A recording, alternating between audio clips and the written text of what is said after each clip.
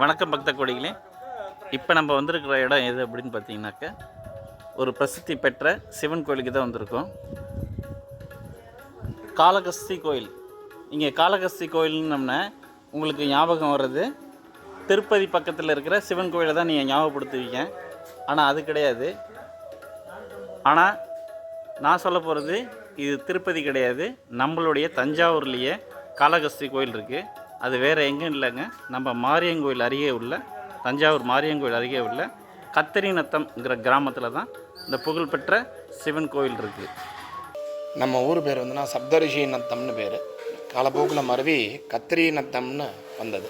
என்ன சப்தரிஷி நத்தம் ஏன் கத்திரி நத்தம் மாறினது அப்படின்னா, சப்த ரிஷிகள் அசுரரால் தோஷ நிவர்த்தி ஆகி சாபம் பெற்றதுனால எங்கே விமோசனம் கிடைக்கும் அப்படின்னு சொல்லிட்டு வரும்போது ஒரு இடமா வராங்க, அவங்களுக்கு விமோசனம் கிடைக்கல.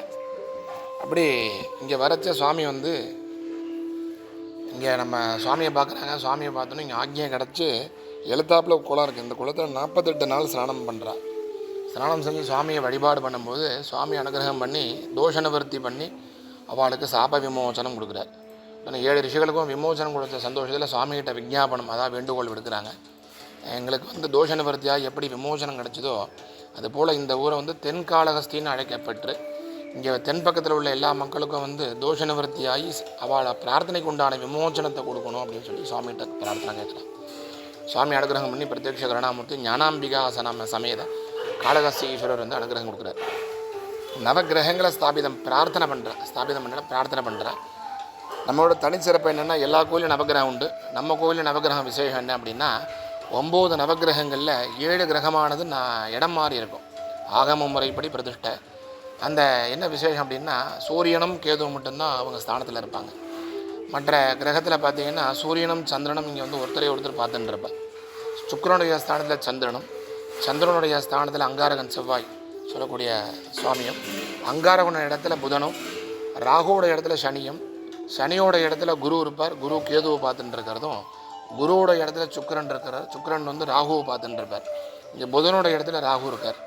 அப்படி 7 கிரகங்கள் இடம் மாறி இருக்கிறதும் 4 கிரகங்கள் மற்ற கிரகத்தை பார்ப்பதுனாலையும் நம்ம கோயிலில் ராகு கேது தோஷம், காலசர்ப்ப தோஷங்கள்லாம் நீங்கப்படுறது. அது மட்டும் இல்லாமல் கல்யாணம் ஆகாதவ, குழந்தை பாக்கியம் இல்லாதவங்க, குடும்பத்தில் கணவன் மனைவியை ஒற்றுமை சஞ்சலம் ஏற்படுறது, மற்றும் இந்த பசங்க கல்வி மந்த நிலையில் இருக்கிறது, பித்ருதோஷம் பித்ருசாபம் சொல்லக்கூடிய தோஷங்கள், மற்றும் இடம் சம்பந்தமான பிரச்சனைகள், இது 7 விதமான தோஷங்கள் ஆகப்பட்டது நீங்கப்படுறது. காரணம், இந்த 7 கிரகங்கள் இடம் மாறி இருக்கிறதுனாலையும் 4 கிரகங்கள் மற்ற கிரகத்தை பார்ப்பதுனாலையும் நம்ம கோயிலில் கூடுதல் பலாபலனாக கிடைக்கப்பட்டுறது. அதே போல் எல்லா சிவாலயத்துலேயும் சுவாமிக்கு நேர் பின்னாடி லிங்கோத்பவர்னு ஒருத்தர் சன்னிதானம் இருக்கும். நம்ம கோயிலில் லிங்கோத்பவர் கிடையாது, அர்த்தநாரீஸ்வரர் இருக்கார். என்ன சொல்கிறோம் அப்படின்னா, திருவண்ணாமலை ஆலயத்துக்கு முன்பு உள்ள கோவிலாம் அர்த்தநாரீஸ்வரர் உள்ளதாகவும், பிற்பாடு வந்த ஆலயங்களில் லிங்கோத்பவர் வந்ததாகவும் புராணங்களில் சொல்லப்படுறது. நம்ம கோயில் கிட்டத்தட்ட திருவண்ணாமலைக்கு ஈக்குவலாக நம்ம கோயில் வந்துக்கிறது. ஏன் அப்படின்னா, நம்ம சுவாமி கிட்டத்தட்ட 3000 வருஷமாக சுவாமி இங்கே இருக்கார். ரொம்ப பழமையான புராதனமான ரொம்ப சாநித்தியமான சுவாமி நம்ம சிவன் கோவில் சிவன். அதே போல் பிரகாரத்தில் வந்தீங்கன்னா பைரவர் ரொம்ப விசேஷம். எல்லா கோயிலும் ஈசானத்தில் கூட சனி மூலையில் மேற்க பார்த்து சிவனை தரிசனம் பண்ணிட்டு இருப்பார் பைரவர். நம்ம கோவிலில் பைரவர் தெற்க பார்த்து பைரவர். தெற்க பார்த்து எந்த மூர்த்தி சுவாமிகள் இருந்தாலும் அதோட தோஷ நிவர்த்திக்கு உண்டான சாநித்தியங்கள் கூட. அதை நம்ம பைரவருங்கிறதுனால இந்த மாந்திரிக சம்பந்தமான தடைகள் மற்றும் வாகனம், உத்தியோகம், வீடு கட்டுமானங்கள் இதுமாதிரி ஏதாவது தடைகள் ஏற்பட்டுட்டே இருக்குது அப்படின்னா, தேய்பிர அஷ்டமியில் சாயந்தரம் 6 மணிக்கு ஹோமம் அபிஷேகங்கள் நடைபெற்று, வளர்பிற அஷ்டமியில் 7 மணிக்கு அபிஷேகங்கள்லாம் நடந்துட்டுருக்கு. நம்ம பைரவர்கிட்ட என்ன பிரார்த்தனை இருக்கோ அது வேண்டினோம்னா இந்த காரியத்தை நல்லபடியாக முடிச்சு கொடுத்துட்டுருக்கார் சுவாமி. ஏன்னா பைரவர் பிரதிஷ்டாமூர்த்தி கிடையாது. பிரதிஷ்டைனா இடையில வச்ச சுவாமி கிடையாது. ரொம்ப பழமையான பைரவர். அந்த பாறையிலே செதுக்கி ராஜாக்கள் காலத்திலே வழிபாடு பண்ணதுக்கு அதோட ஆதாரம். இன்னொரு விஷயம் என்னென்னா, நம்ம சுவாமியை மாமன்னர் ராஜராஜ சோழன் எல்லா இடத்துலையும் இந்து தர்மம் வளரணும் அப்படின்னு சொல்லி எல்லா இடத்துலையும் சிவனை பிரதிஷ்டை பண்ணிட்டு போயின்னு இருந்தார்.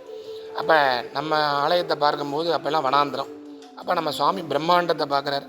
பிரம்மாண்டமாக இவ்வளோ பெரிய சுவாமி இந்த ஊரில் இருக்காரா அப்படின்னு சொல்லி ரொம்ப சந்தோஷப்பட்டு மாமன்னர் ராஜராஜ சோழனால் ஆலயம் எழுப்பப்பட்ட கோவில் நம்ம கோவில்.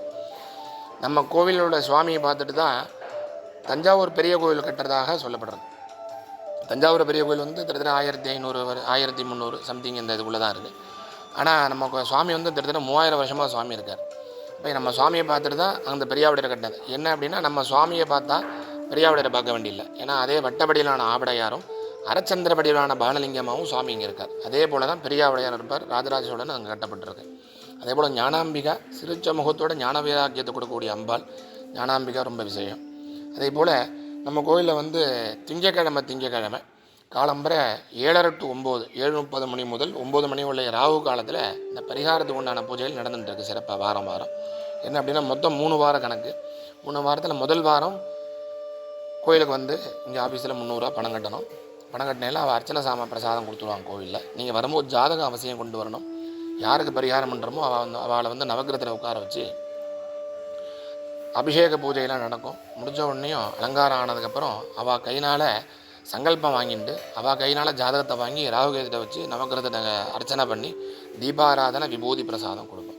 இந்த தீபாராதனை விபூதி பிரசாதம் முடித்த உடனேயும் தனியாக 2 அர்ச்சனை வாங்கிட்டு வெளியில் சுவாமிக்கு ஒரு அர்ச்சனை, அதாவது சிவனுக்கு ஒரு அர்ச்சனை, அம்பாளுக்கு ஒரு அர்ச்சனை பண்ணிட்டு ரிஷிகள் எப்படி பிரார்த்தனை பண்ணாங்களோ அதுபோல் ஐயா என்னோடய பிரார்த்தனை என்னோடய தோஷத்துக்கு உண்டான நிவர்த்தி நவக்கிரகத்தில் நான் பண்ணிட்டேன், என்னோடய பிரார்த்தனைக்கு உண்டான விமோச்சனத்தை கொடு அப்படின்னு சொல்லி ஞானாம்பிகாசனாத காளஹஸ்தீஸ்வரர் பிரார்த்தனை பண்ணிட்டு பிரதட்சணமாக வந்து அர்த்தநாரீஸ்வரர் தரிசனம் பண்ணிட்டு நவக்கிரகத்தில் வந்து இந்த முதல் வார பிரசாதத்தை வாங்கிட்டுணும். ஜாதகம் அந்த அர்ச்சனை பிரசாதம் எல்லாத்தையும் வாங்கிட்டுணும்.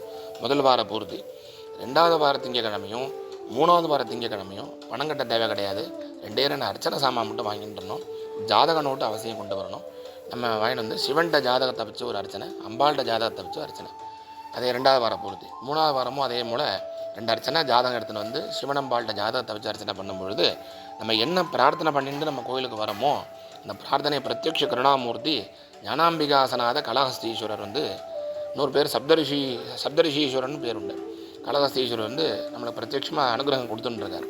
நிறையா ஊர்லேருந்து வந்துட்டுருக்கா. நம்ம உள்ளூர் வாசியோட புதுக்கோட்டை, மதுரை, திருநெல்வேலி, கோயம்புத்தூர், திருப்பூர், ஈரோடு, கரூர், கர்நாடகா, பெங்களூர், சென்னை, பாண்டிச்சேரி, காரைக்கால் இதுமாரி எல்லா ஊர்லேருந்தும் நம்மளோட சுவாமியோட சாநித்தியத்தை தெரிஞ்சுட்டோம், விஷயங்கள் தெரிஞ்சுட்டும் வந்து திங்கக்கிழமைங்க பரிகார பூஜையெல்லாம் நடந்துட்டுருக்கு விசேஷமான முறையில். மாதத்தில் வந்து 4 சோமவாரம், 2 பிரதோஷம், வளர்பிற அஷ்டமி, தேய்பிற அஷ்டமி மற்றும் வந்து அமாவாசை பௌர்ணமிக்கு அர்த்தநாரீஸ்வர அபிஷேகம், வளர்பிற சஷ்டி முருகனுக்கு அபிஷேகம், கிருத்திகை விசேஷ அபிஷேகம், சங்கடகர சதுர்த்தி விநாயகர் பெருமானுக்கு அபிஷேகம், இப்படி விசேஷமான முறையில் மாதத்தில் உள்ள எல்லா விதமான ஃபங்க்ஷன்களும் விசேஷங்களும் நம்ம கோயிலில் நடைபெற்று கொண்டிருக்கின்றது. இந்த கோயிலுக்கு வந்து எல்லா கோயிலையும் போய் தரிசனம் பண்ணுறது போல் நம்ம கோயிலில் சட்டுன்னு வர முடியாது. எப்படி நம்ம ஒரு பசங்க வந்து அப்பா அம்மா பார்க்க போகிறோம் அப்படின்னு சொல்லி நம்ம போகிறோமோ இங்கே வந்து சுவாமி நினைக்கணும், பிள்ளைங்களை வந்து பார்க்கணும் அப்படின்னு சொல்லி சுவாமி நினைக்கணும். உங்களை யாராக இருந்தாலும் சுவாமி வந்து நீ வா என் கோயிலுக்கு வா, உனக்கு உண்டான வேலையை நான் முடிச்சு கொடுக்குறேன்னு சுவாமி நினச்சா மட்டும் தான் நம்ம கோயிலுக்கு வர முடியும். எல்லாராலையும் வர முடியாது.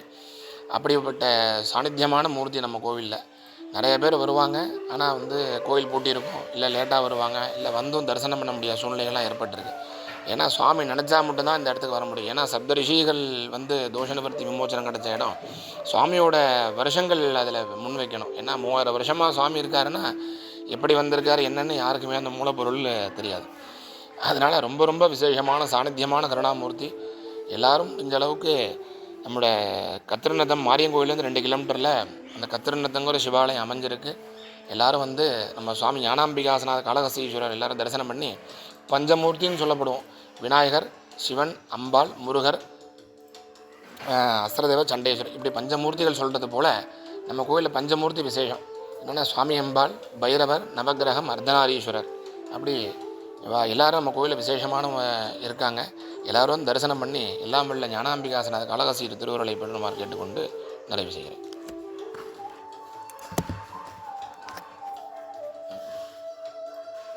இங்கே